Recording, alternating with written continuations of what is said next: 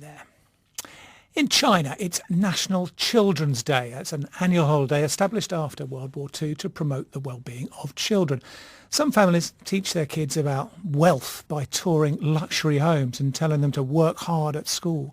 Others attend museums or organise parades.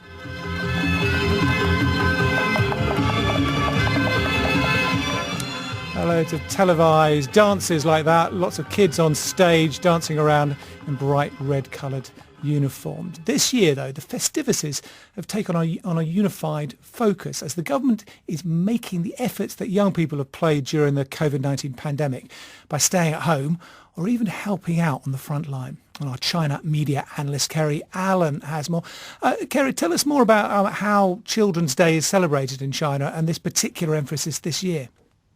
Well, there are actually two Children's Days in China. This is known as Qingyan-jie. There's also Artongjie in November, which is more for very, very young children. But this is targeted at young adults and teenagers. And what it means is that they can get discounts at parks. Sometimes they can get gifts, much like with Father's Day or Mother's Day.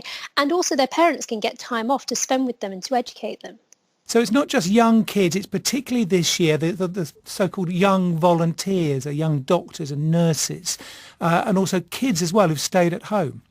Oh, absolutely, yes. So there's lots of media today really emphasising the efforts that young people have made, either whether it's been students who've been unable to go to a physical classroom, so they've been studying online and working hard, or there have been young people on the front line. And one of the things that's been very clear about when China was experiencing the coronavirus is a lot of the medical workers were very, very young. They were in their 20s and early 30s.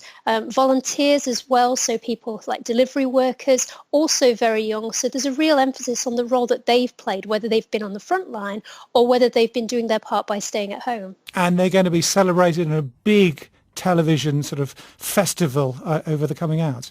Yeah, this is going to be interesting to watch. So there's going to be more than 130 musical acts all taking part in an online benefit concert that's going to be used with the cloud. And a lot of the big celebrities in China that everybody likes, like Chris Wu and Cai Shukun, are going to be taking part in this. So everybody's going to be watching this in their homes, whether they're young. Also, they have a lot of adult fans as well. But it's going to be a big effort to show, all of the country coming together, an event by young people for young people.